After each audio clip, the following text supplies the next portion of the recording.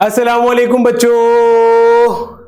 मेरे बच्चे, उम्मीद है आप ठीक ठाक होगे, मजे में होगे और जमकर पढ़ाई कर रहे होगे। तो बच्चे, पास पेपर्स का सॉल्यूशन शुरू करने जा रहे हैं। जो पास पेपर्स की सीरीज है, इसके अंदर मेरा बेटा हम लोग करेंगे क्या, जो डिफरेंट एमडी कैट की यूनिवर्सिटीज है, या ज्यादा अच्छा टर्म होगा, जो डिफरेंट हमारे पास मेडिकल यूनिवर्सिटीज हैं मेरे बच्चे, इन डिफरेंट मेडिकल यूनिवर्सिटीज के जो पास पेपर्स हैं, ओरिजिनल पास पेपर्स, उनको मेरा बेटा हम लोग सॉल्व करेंगे। मेरा नहीं ख्याल कि आप में से कोई भी बच्चा ऐसा होगा कि जिसको इस बात की अहमियत का बताना जरूरी होगा कि इनका सॉल्यूशन कितना जरूरी है, क्योंकि ये वो क्वेश्चंस हैं जो ऑलरेडी उस यूनिवर्सिटी के एग्जाम में आ चुके हैं जहां पर जाने के लिए आप मेहनत कर रहे हो। तो आपने कोशिश करनी है, एक एक क्वेश्चन को गौर से देखना है, जो टॉपिक उसमें बताया गया है उसको मेक श्योर करो कि आपने वो टॉपिक कवर किया हुआ हो, क्योंकि दे आर मोस्ट इंपॉर्टेंट।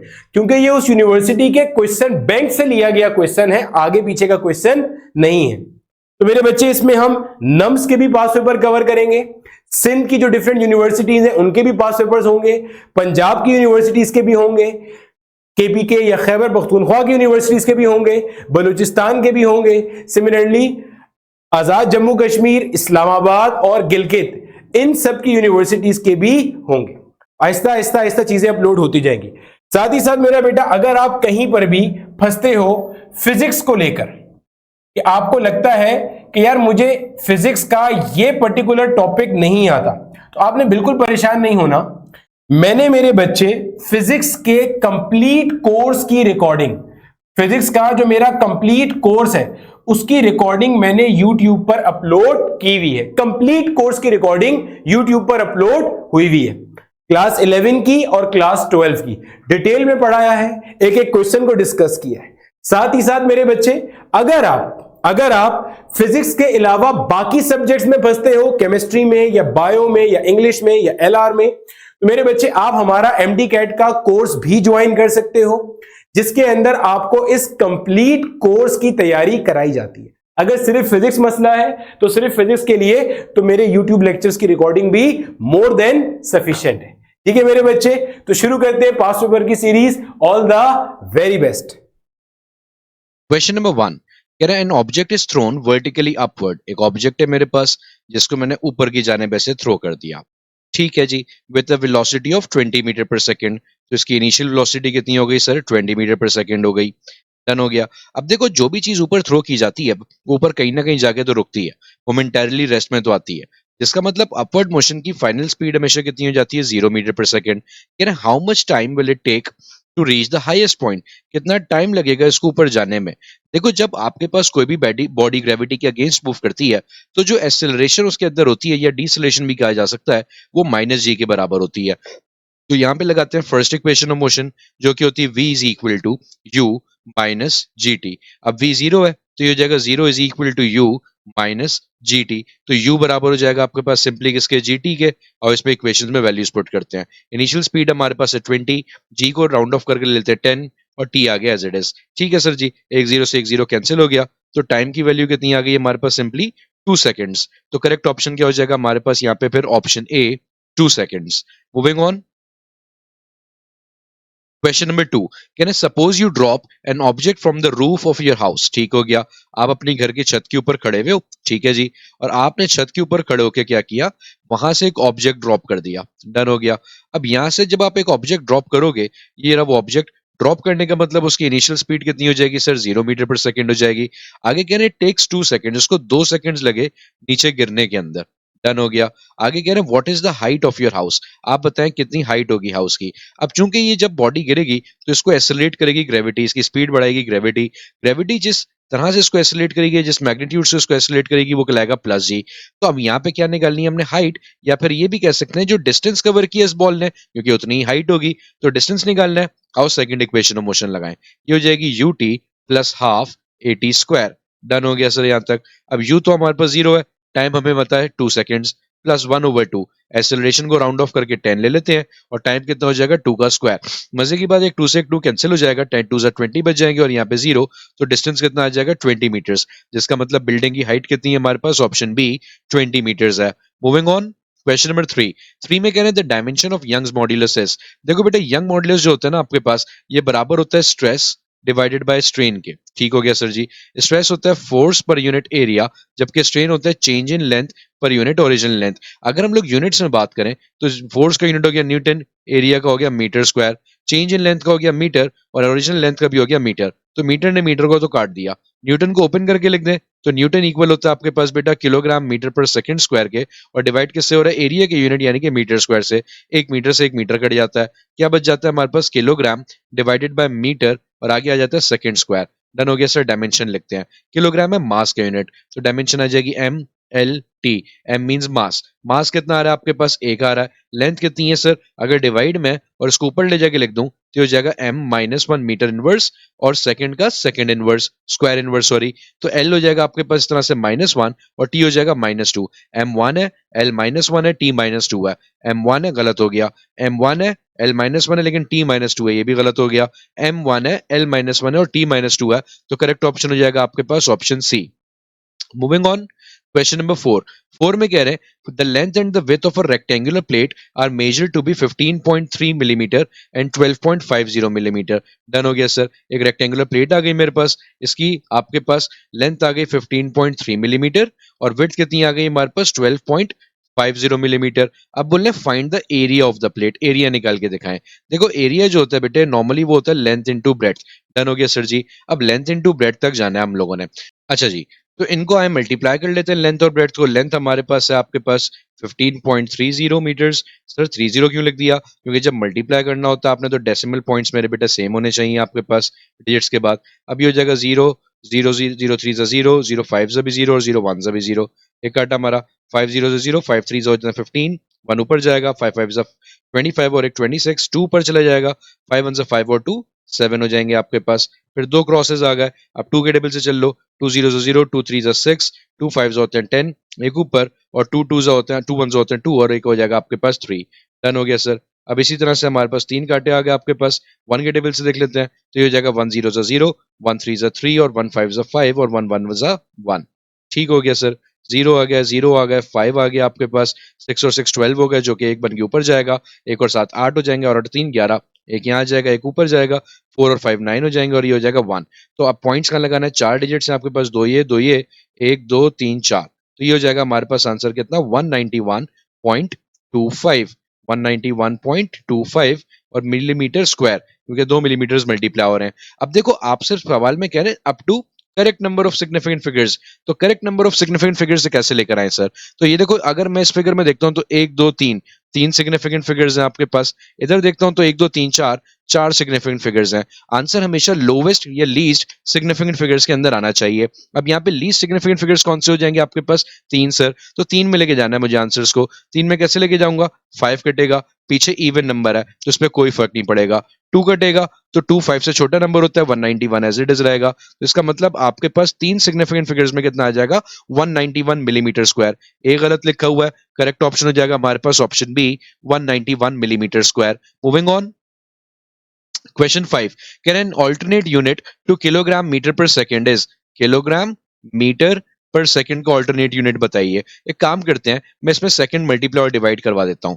फायदा क्या होगा सर आपको, ये जो kilogram metre per second square होता है ये बराबर होता है न्यूटन के। सर ये आपने पीछे भी बताया था, अगर ये न्यूटन के बराबर है तो पीछे कौन बच गया, एक सेकंड बच गया। इसको आगे लिख देते हैं, तो सिर्फ न्यूटन नहीं है, न्यूटन मीटर स्क्वायर भी नहीं है, न्यूटन मीटर भी नहीं है। करेक्ट ऑप्शन ये किसके बराबर आ रहा है हमारे पास, न्यूटन सेकंड के। मूविंग ऑन, क्वेश्चन नंबर 6 कह रहे हैं a force F is equal to 12 newton. ठीक है सर जी, फोर्स बता दिया आपने सबसे पहले।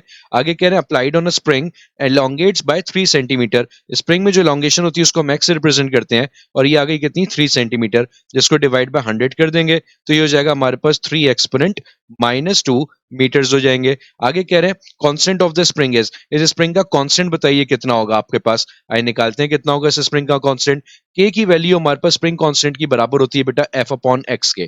फोर्स हमें कितनी दी हुई है 12, x कितना दिया हुआ है 3 एक्सपोनेंट -2। डन हो गया, -2 पर जाके +2 बन जाएगा, 3 1 3 और 3 4 12 हो जाएंगे, तो ये हो जाएगा सर 4 एक्सपोनेंट 2, एक्सपोनेंट 2 होता है 100 और ये हो जाएगा हमारे पास 400। और यूनिट क्या बनेगा, फोर्स का होता है न्यूटन, अपॉन में कौन है x यानी कि डिस्टेंस, जिसका होता है हमारे पास मीटर्स। करेक्ट ऑप्शन हो जाएगा 400 newton per metre, which is option number C. ठीक हो गया भाई। मूविंग ऑन, क्वेश्चन नंबर 7 में कह रहे हैं a vector in space has dimensions. कोई भी वेक्टर जो कि किसी स्पेस में होता है, तो मेरे बेटे स्पेस का मतलब ये होता है आपके पास कि वो 3 एक्सिस के बीच में लाई कर रहा है, यानी कि आपके पास उसके 3 कोऑर्डिनेट्स होंगे, उसका एक्स कोऑर्डिनेट भी होगा, उसका वाई कोऑर्डिनेट भी होगा और उसका जेड कोऑर्डिनेट भी होगा। वो उन तीनों के बीच में लाई कर रहा होगा आपके पास उसका एक्स कोऑर्डिनेट, वाई कोऑर्डिनेट और जेड कोऑर्डिनेट हमारे पास सारे के सारे बन रहे होंगे। तो इसका मतलब एक ऐसा पॉइंट जो कि स्पेस में लाई करता है उसमें 3 डायमेंशंस होती हैं, 0 गलत, बी गलत, सी गलत और ये 2 गलत, यानी कि और ऑप्शन डी करेक्ट हो जाएगा आपके पास 3। मूविंग ऑन, क्वेश्चन नंबर 8 में कह रहे हैं a body will be in translational equilibrium. Equilibrium का मतलब क्या होता है मेरे बच्चे समझना। इक्विलिब्रियम का मतलब क्या होता है, एक ऐसी स्टेट को कहते हैं इक्विलिब्रियम आपके पास जिसमें आपके पास बॉडी 2 कंडीशंस फॉलो करती है। एक, उस पे लगने वाली तमाम फोर्सेस का सम 0 हो जाना चाहिए और 2, उस पे लगने वाले तमाम टॉर्क्स का सम भी क्या हो जाना चाहिए, 0 हो जाना चाहिए। अब सवाल कह रहे हैं if the vector sum of all the forces acting on it is, भाई कितना होना चाहिए, 0। करेक्ट ऑप्शन क्या हो जाएगा हमारे पास, option A 0।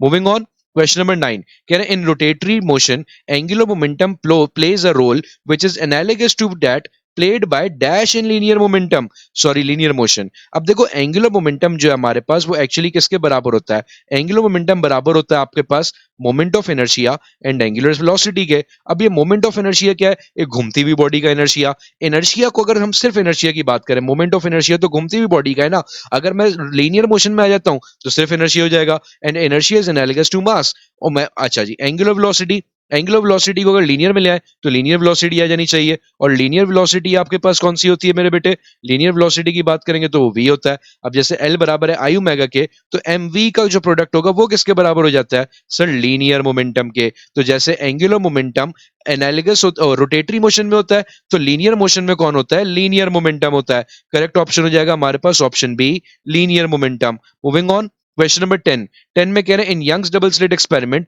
If the spacing between the slit is doubled. अच्छा जी, यंग डबल स्लिट एक्सपेरिमेंट के अंदर दो स्लिट्स के दरमियान जो स्पेस है उसको हम लोगों ने क्या कर दिया, नॉर्मली स्पेस को हम डी से रिप्रेजेंट करते हैं और जो स्क्रीन उसके सामने रखी होती है, सेंटर से लेकर स्क्रीन के सेंटर तक का जो डिस्टेंस होता है वो एल होता है हमारे पास। तो आपके पास समझिएगा फ्रिंज स्पेसिंग का फॉर्मूला फिर हमारे पास बनता है लैम्डा एल ओवर डी, जिसमें lambda is the wavelength, length is the distance between centre of the slits and centre of the screen and D is the distance between two slits. अब ये कह रहे हैं कि मेरे पास फ्रिंज स्पेसिंग छिड़ जाएगी कब, कब जब आपके पास spacing between the slits D को क्या कर दें, डबल कर दें और linear distance from the screen is reduce to 1/2, L को क्या कर दें, आधा कर दें। अब बताओ कितनी हो जाएगी, देखते हैं सर कितनी छिड़ेगी आपके पास। तो मैं कहता हूं डेल्टा वाई डैश हो जाएगी।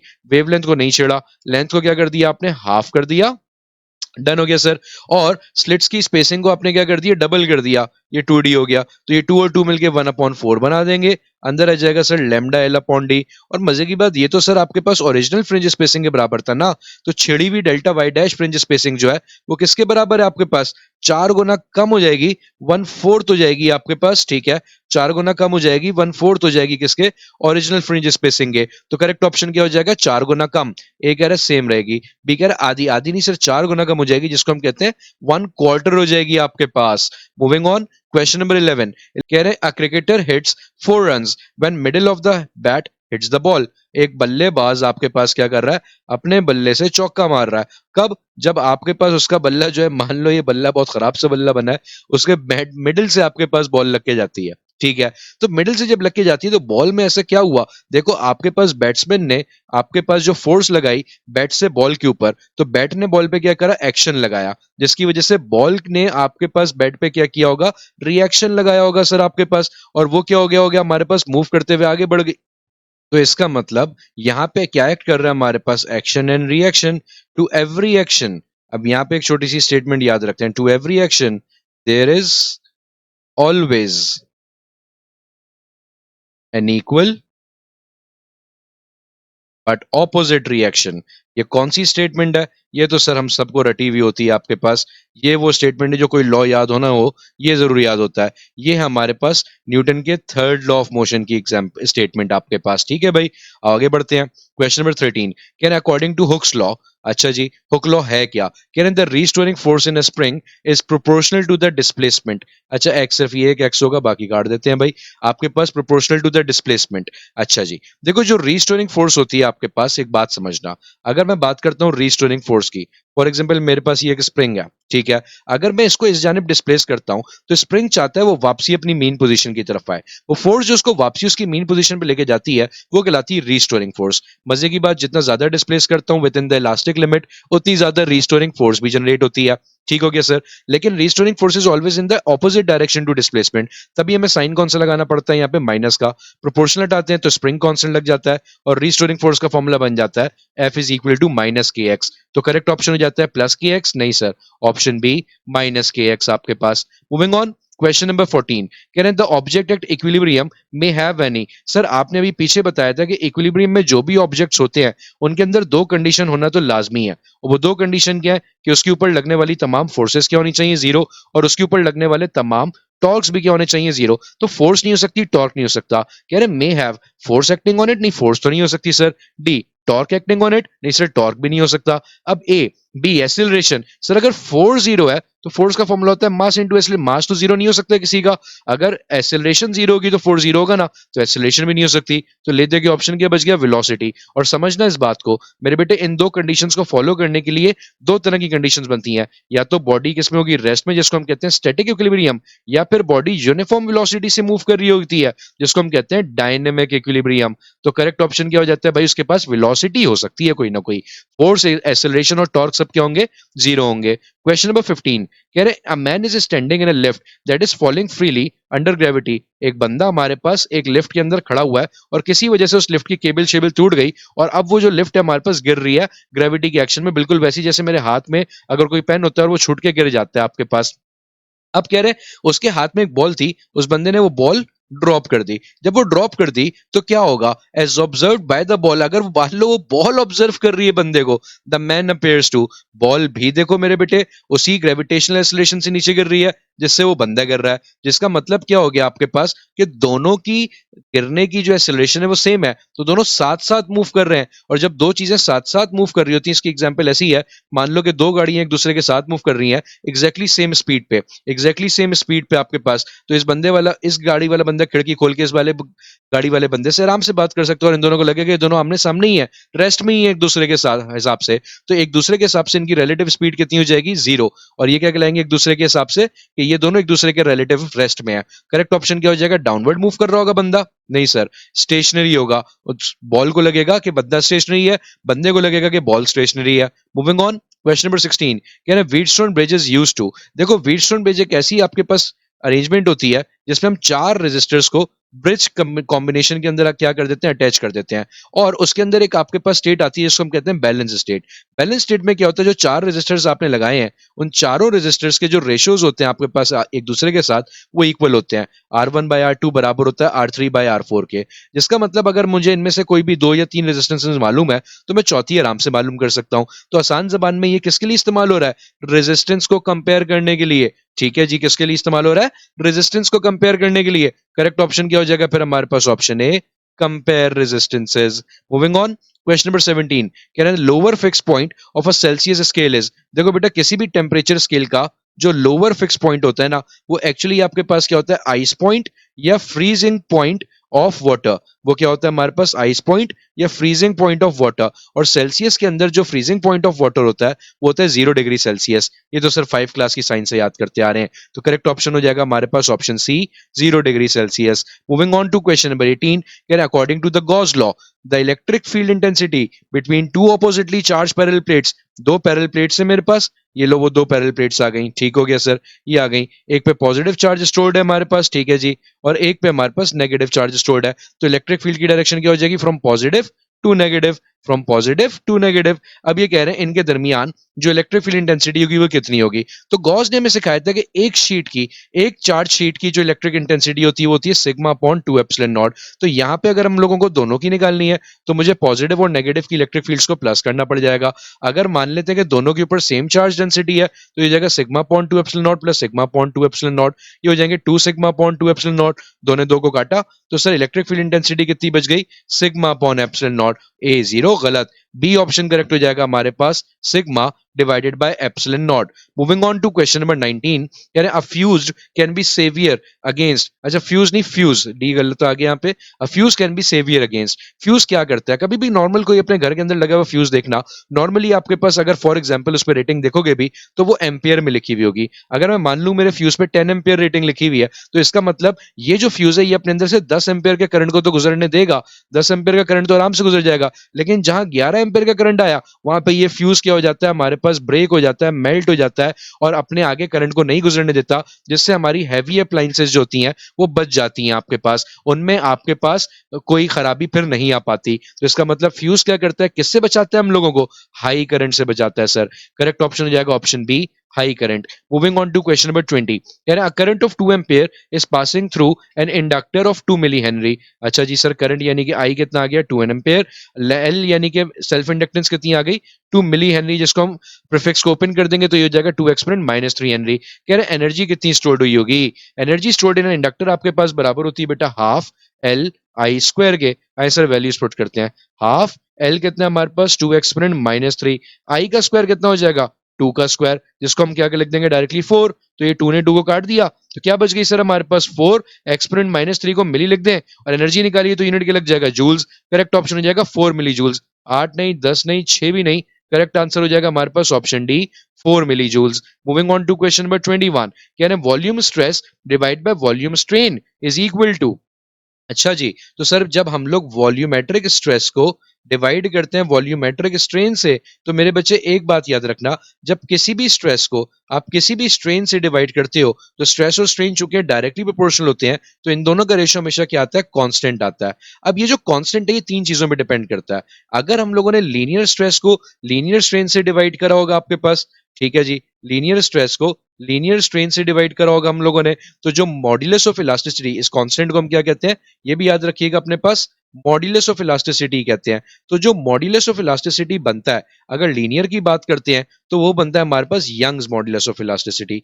डन हो गया। अगर इसी तरह से मैं वॉल्यूमेट्रिक स्ट्रेस को वॉल्यूमेट्रिक स्ट्रेन से डिवाइड करने पे चले जाऊंगा तो अब जो हमारे पास मेरे बेटे मॉड्यूलस बनेगा ये कहलाता है बल्क्स मॉड्यूलस ऑफ इलास्टिसिटी। तो करेक्ट ऑप्शन कौन सा हो जाएगा, वॉल्यूम वाले स्ट्रेस को वॉल्यूम वाले स्ट्रेन से डिवाइड करेंगे तो आंसर आ जाएगा ऑप्शन बी बल्क्स मॉड्यूलस। ठीक हो गया भाई। Moving on to the next question which is 22 में कह रहे हैं a factory buys 100 kg of radioactive chemical, 100 kilo का रेडियो एक्टिव केमिकल है मेरे पास with a half life of 5 years। हाँ 5 years का मतलब क्या है, देखो हाफ लाइफ का मतलब ये होता है अगर 5 साल गुजर जाएंगे तो जितना भी आपने मटेरियल लिया है उसका आधा रह जाएगा, 100 का आधा कितना होता है 50 किलो। सर सवाल तो पढ़ लें, कॉन्सेप्ट तो समझा दिया। कह रहे हैं which decays to a stable compound, ठीक है वो डिके होकर एक स्टेबल कंपाउंड बन जाता है। How much of the chemical will still be radio active in 10 years time, 10 साल के अरसे में कितना हो जाएगा। देखो 5 साल के अरसे में तो एक हाफ लाइफ गुजरेगी, जब 10 साल गुजरेंगे एक और दफा 5 साल गुजरेंगे तो दूसरी हाफ लाइफ भी तो गुजर चुकी होगी।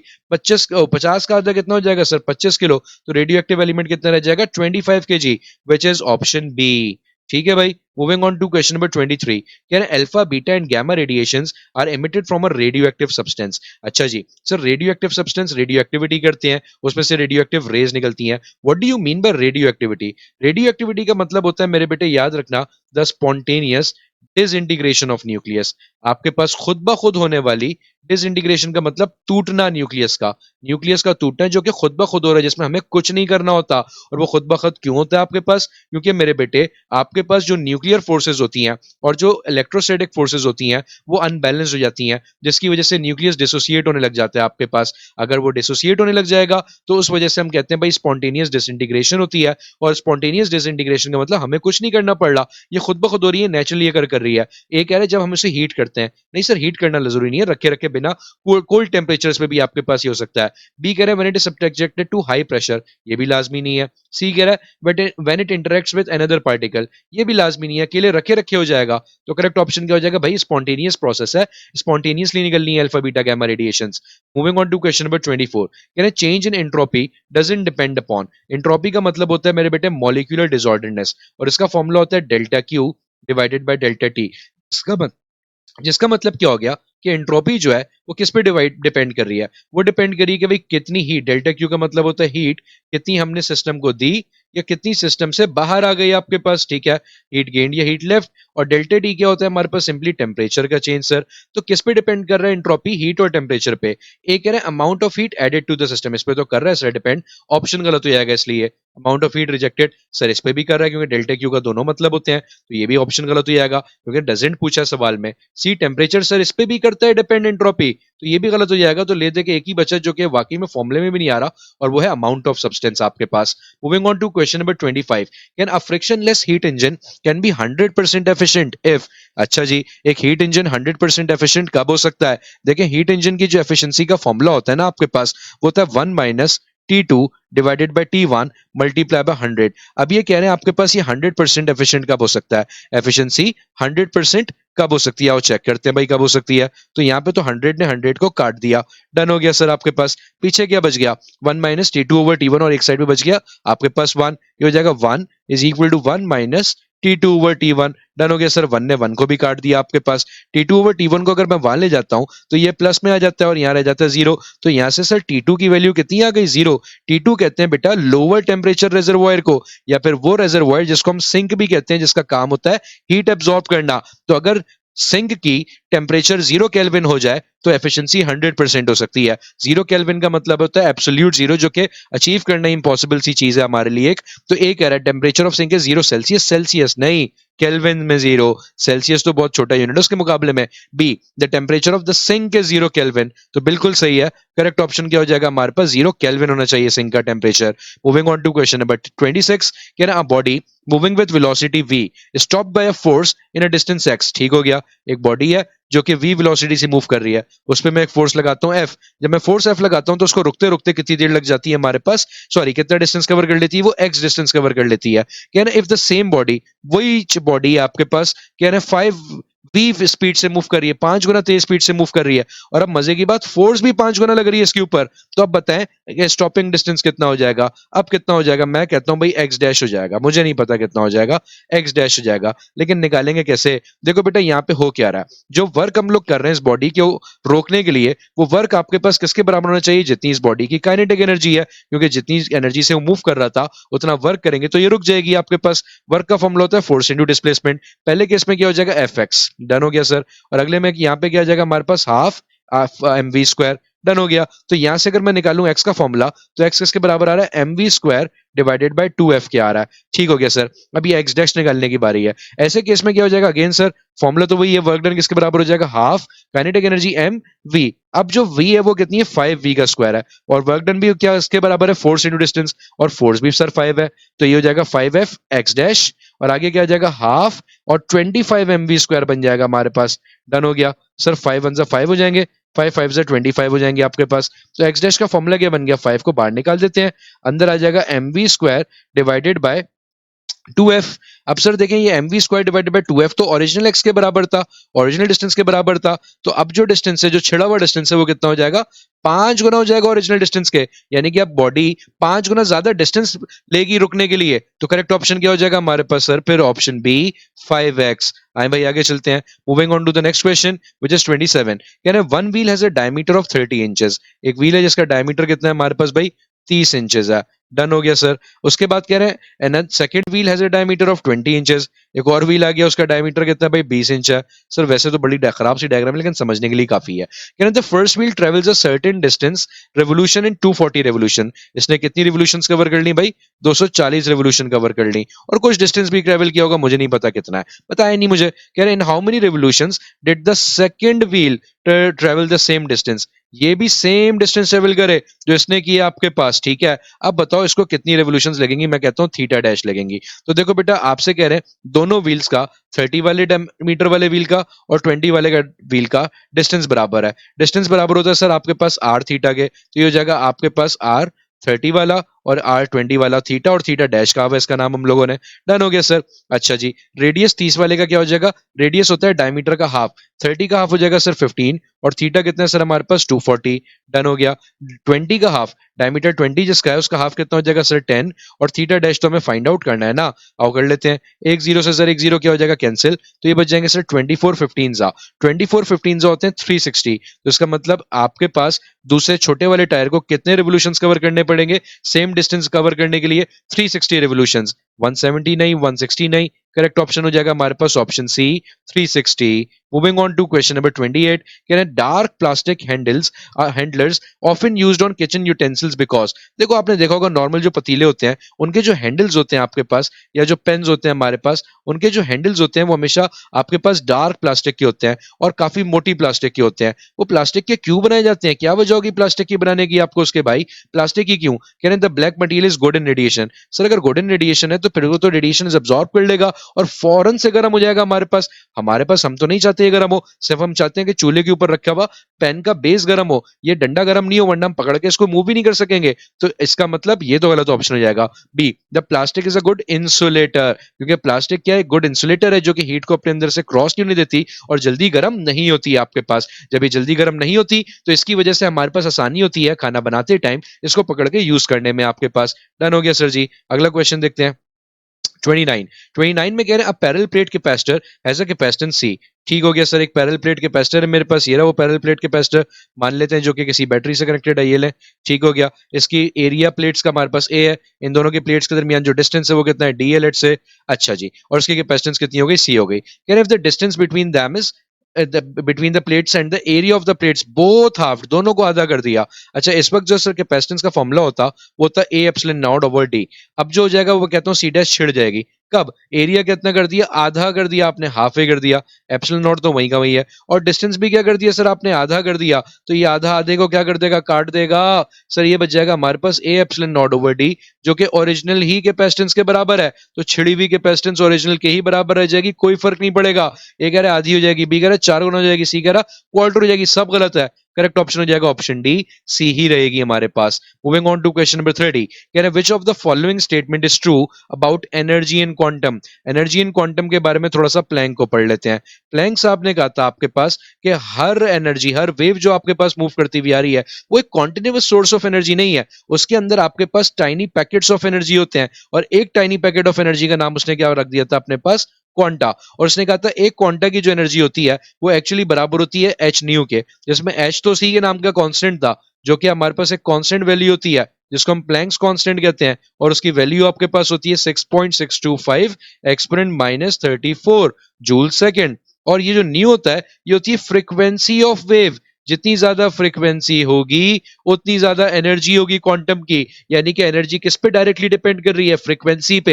ए, it varies directly with frequency, बिल्कुल सही लिखा हुआ है। B, it is the same at all frequency, हर फ्रीक्वेंसी पे सेम नहीं सर, कम फ्रीक्वेंसी पे कम एनर्जी होगी, ज्यादा पे ज्यादा होगी। C, it varies with, vary तो कर रहा है लेकिन डायरेक्टली या इनवर्सली। बेस्ट ऑप्शन ए में लिखा हुआ है इसलिए बेस्ट नहीं हो गया। D, none of the above तो ही नहीं सकता क्योंकि ए ऑप्शन तो करेक्ट लिखा हुआ है ना सर। तो करेक्ट ऑप्शन हो जाएगा हमारे पास option A, it varies directly with the frequency.